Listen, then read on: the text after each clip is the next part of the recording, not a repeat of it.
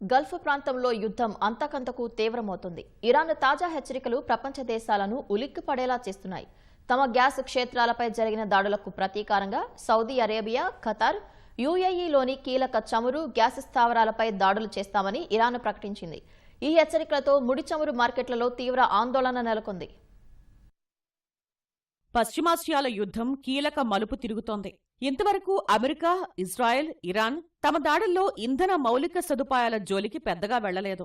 అయితే బుధవారం ఉదయం ఇరాన్కు చెందిన అత్యంత కీలకమైన సౌత్ పార్స్ గ్యాస్ ఫీల్డ్తో పాటు ఇతర మౌలిక సదుపాయాలపై దాడులు జరిగాయి. ఈ దాడుల వల్ల ఇరాన్ ఇంధన రంగానికి భారీ నష్టం వాటిల్లినట్లు తెలుస్తోంది. ఈ దాడుల వెనుక అమెరికా, ఇజ్రాయెల్ హస్తం ఉందన్న అనుమానాలతో ఇరాన్ తీవ్ర స్థాయిలో మండిపడుతోంది. ఇందుకు ప్రతీకారంగా పొరుగున ఉన్న గల్ఫ్ దేశాలలోని ప్రధాన ఇంధన వనరులని నాశనం చేస్తామని స్టేట్ టెలివిజన్ ద్వారా ఇరాన్ హెచ్చరించింది.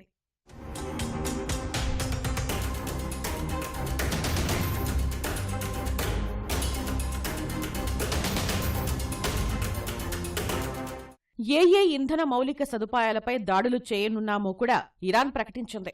సౌదీ అరేబియాకి చెందిన ప్రసిద్ధ సామ్రెఫ్ రిఫైనరీ, జుబైల్ పెట్రోకెమికల్ కాంప్లెక్స్ తమ మొదటి లక్ష్యాలని పేర్కొంది. అలాగే యుఏఈలోని అల్ హసన్ గ్యాస్ ఫీల్డ్, ఖతార్లోని పలు పెట్రోకెమికల్ ప్లాంట్లు, రిఫైనరీలపై కూడా దాడులు తప్పవని ఇరాన్ స్పష్టం చేసింది. ఇరాన్ తాజా హెచ్చరికలతో అటు సౌదీ, యుఏఈ, ఖతార్ దేశాలు అప్రమత్తమయ్యాయి. తమ ఇంధన స్థావరాల వద్ద భద్రతను కట్టుదిట్టం చేస్తున్నాయి. ప్రపంచ చమురు సరఫరాకు గుండెకాయ లాంటి ఈ ప్రాంతంలో నిజంగానే దాడులు జరిగితే అంతర్జాతీయంగా ఇంధన సంక్షోభం తలెత్తే ప్రమాదముంది.